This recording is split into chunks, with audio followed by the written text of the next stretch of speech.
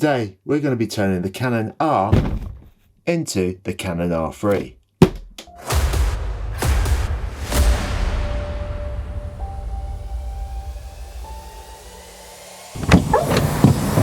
be honest, yeah, I'm getting quite emotional about getting rid of this little beauty.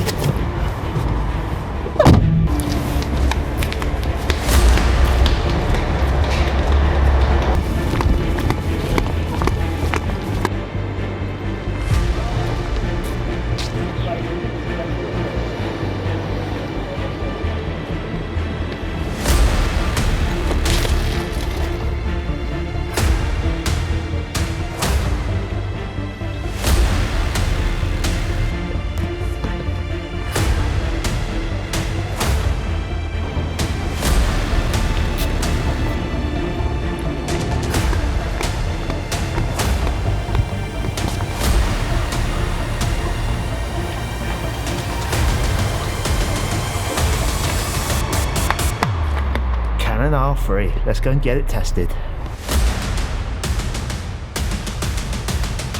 This is going to be the quickest unboxing you've ever seen, because all I want to do is get out and play with this little beauty.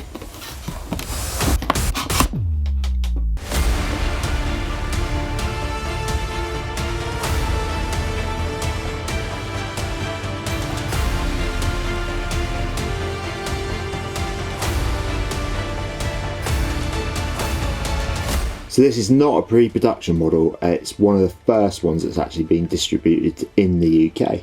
And don't send the police around because I didn't steal it from them. Now I've been waiting for this for a long time. I pre-ordered it back in September 2021, and although those lovely guys at London Camera Exchange sorted it all out for me, I'm not sponsored by them in any single way, shape or form, or Canon. So these views are my own honest views. But of course, if Canon want to send me a check for today's video, or send me some new gear in the future to review, then by all means feel free to do it. Right, we're not going to be doing a full in-depth review today. Not the end of the world. As I want to get full use of it and its awesome capabilities at the end of the day. So I will be doing some more videos on the future on different features on it and things like that. And if there's anything in particular you want me to look at or give you a review on or show you how it works, then please leave them in the comments down below. And if you really are interested, why don't you hit that subscribe, and then you can see how I get along with it over the coming months and things like that. And any of the test images from today, the stills, a video, anything like that, if you want to get them and have a play around with them, I'll send them over to you in the RAW format or the C-Log format and things like that. And I'll send them out to you free of charge, yeah, and you can have a play around with them if you like. That's nice of me, isn't it? So first off, what's so great about the R3, you might be asking? Well, these are my views at the end of the day. As you know, it's a full frame mirrorless camera. Yeah, with no crop factor whatsoever on the 4K or the 6K, which is a big plus when you look at things like the Canon EOS R, which I've had, the RP that I've had as well, and the R6, which is over there on that corner now. The old R3's here in front of me, but the R6 and things like that, they're really, really good cameras. And to be honest with you, that isn't the main reason why I've got it. Now, with it being a Canon, you're probably sat there going, overheating issues and things like that. Well, for starters, they've got rid of the 30-minute maximum record times, which I know, to be honest with you, was a pain for a lot of people. And although I've never had an issue with the R6, and neither has Sam with his, that's Sam Holland, yeah, he's never had an issue with his R6 either. And the same goes for Morgan Woods. He's got an R5, and Harry Bass, they've both got R5s, and they've always said they've never had problems with the overheating issues. One of the things they have had issues with is obviously the battery life on that one, and we'll come on to that in a minute. Now, as for overheating on this then, Canon does state it can do 6K RAW, internal that is, yeah, for an hour. Now, most people, or most normal people like ourselves and that, are probably never going to exceed that. You might if you're doing documentaries and things like that, but 6K RAW for an hour, you're going to have to be swapping out memory cards and things like that anyway, aren't you?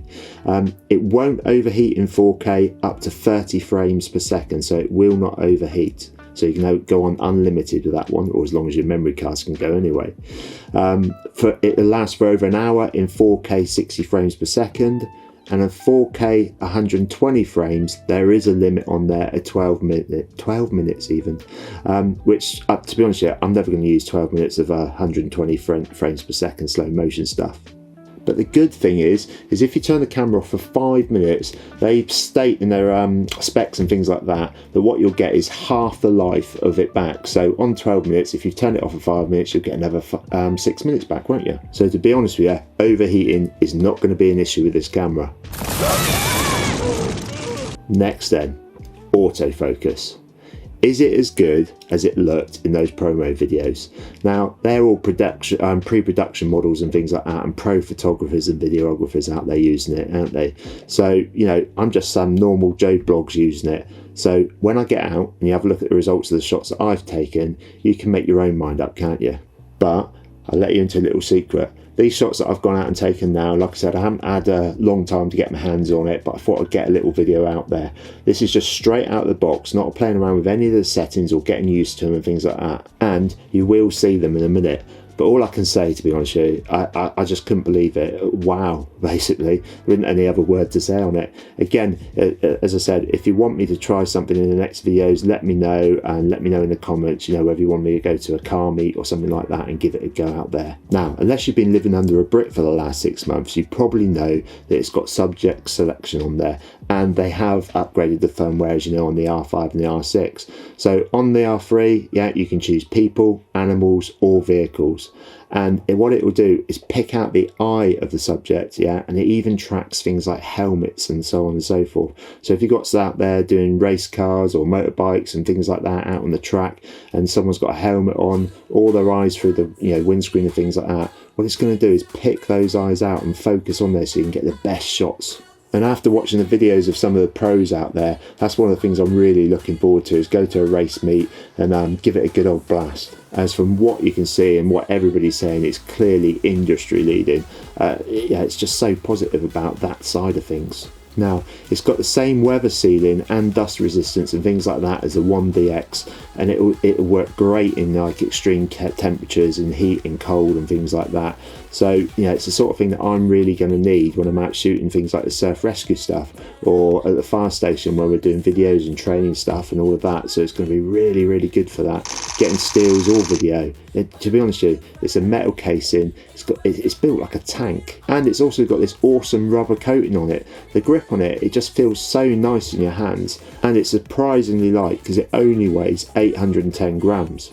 Now, I said earlier on about the one thing I was disappointed with the R6, and I'm sure it is with the R5 as well, is the thing like the battery life. You know, you have to take out 3 or 4 batteries every time you go out because it does eat them up, even the new ones. But this is another plus on here, because it's got the same one as the 1DX, so it'll last a lot longer. In fact, to be honest with you, I've still got the same charge on here as when I took it out of the box. Yeah, I charged it up fully. We've been out, and like I said, you'll see the shots in a minute, but shooting some stuff down the beach, doing some video stuff and all of that, and playing around with it, and it's still going now. In fact, yeah, there's still 2 bars on there.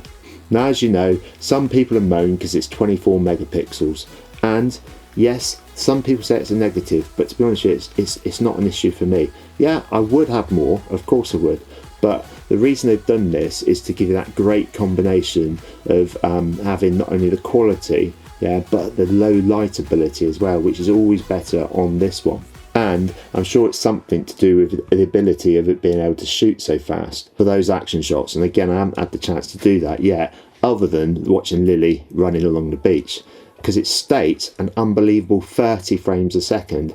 Well, it's true. Just have a look at this. I can pick you up when you're heading down. When it all just sucks, I'll be your Charlie Brown. You can make me laugh when I wanna cry. In a world of mess, we're on an all-time high. So there you go. What do you think? And again, you can have some of those shots if you like, but basically at that speed it's the same as shooting 30 FPS video, and you can even make a film out of it probably if you wanted to be bothered. Now, the fact it hasn't got 8K, that doesn't worry me at all, because to be honest with you, 6K is plenty enough for what I need. And also, my view on that is with those fast readouts, it'll give very little distortion or that rolling shutter that you get on some of the other cameras with those bigger megapixels. Now, I'm sure you're aware the screen is fully articulated, but there is a difference with this one. It's actually the highest resolution screen that's out on the market, and the viewfinder, yeah, the EVF on there, is actually capable of 120 frames per second. And I will say, and I'm really sorry to all you Sony owners and people like that, but these are the best screens to look at. So it has some awesome frame rates on it, which we'll look at in a minute. And it has IBIS built in, which is a must for me, especially a big camera like this, because I don't take a tripod with me everywhere. And, you know, when you do those hand shots and things like that, it really does help. As for the subject recognition, though, with the eye autofocus, this is actually really a big game changer. It's actually built into all the other modes. So no matter what you're on, what zone you're on, whether you've got the full screen, a small one, or a pinpoint and things like that, you select, even like I said, even on the full screen one, and the camera will automatically select an eye if it detects it, a face and things like that, or a subject, to get the best autofocus out there. And honestly, like I said, it's just straight out of the box. I haven't got used to it and things like that. But when I took it down the beach just now and got these shots of it, yeah, it's just unbelievable. In fact, we'll probably try and get some horse shots as well, maybe stick them at the end of here. And if I can get some action shots as well, we'll stick them at the end of the video for you. And that works with stills and video. I mean, it has just got to be the best on the market. Now, for the resolution on the video, you can do up to 120 frames per second, or that's 100 frames per second here in the UK on 4K, but it's got all the other ones in between that, the 24, the 25, the 30, the 60, and so on and so forth, and the 50. The 6K, only use it in RAW. I know for some people that would be a problem. Like I said, I'm probably never going to use a 6K, so it's a little bit of a waste, but that'll be huge data. You can use raw light on it, but you're going to need a lot of gigabytes, yeah, and cards and things like that to make a film. I can't even say that word. A full film even, which, you know, I won't be. Maybe I'll use it for some B-roll or some product detailing when you get really close-up shots and things like that. But other than that, I'm going to be really happy with the 4K and the fact that, you know, you can just go on unlimited even using that side of thing. You know, that suits me down to the ground. As for the 4K itself, I believe they've taken this all out of the R5, because what it does is it shoots in DCI and UHD, which is loads better than competitors out there like Sony and things like that, as many of them don't do it in DCI. That's up to 1000 Mbps, and there are some lower bit rates as well. Plus, all the 4K up to 60 frames per second is actually oversampled from the 6K sensor. So that's going to just give you stunning, absolutely stunning detail and quality on it. Of course, when I get used to using it properly and get that skill set up. One of the other added benefits of this is it shoots 10-bit or RAW, and it can all be recorded internally. So that's enough about the good bits themselves. There are a couple of extras that I'd like myself, which would be to have some more flexibility around the codecs. You know, I'm a Windows user myself, and I know Apple probably won't even bother those on the M1s and things like that, but the codecs on this are a little bit too hard to, you know, edit without using proxies. Now, I'm used to doing that, obviously, with the R6 and things like that, but Canon, if you are listening, yeah, if we could have some better codecs in the next firmware update, that'd be absolutely awesome. Here are some more stills of my granddaughter. Like I said, straight out of the box, the autofocus and things like that, I just actually pointed and pressed the trigger.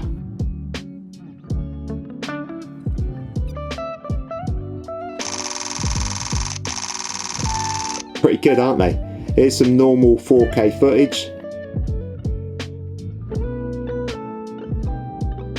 Pretty good, aren't they? Here's some normal 4K footage at 25 frames per second.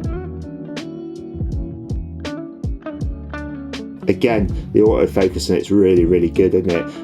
Like I said, you know, once I get used to it, I'll probably even get it even better. And the dynamic range is superb on this because it was a really bright sunny day. But here's some footage at 100 frames per second in slow motion, a little Lily running up from the beach.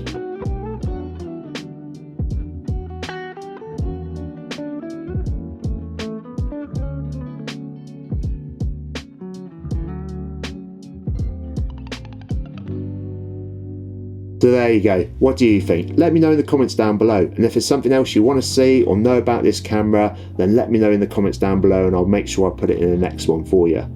Hopefully you found this a little bit useful. Stay safe out there. Keep on smiling. Have fun making stuff. Cheers for now.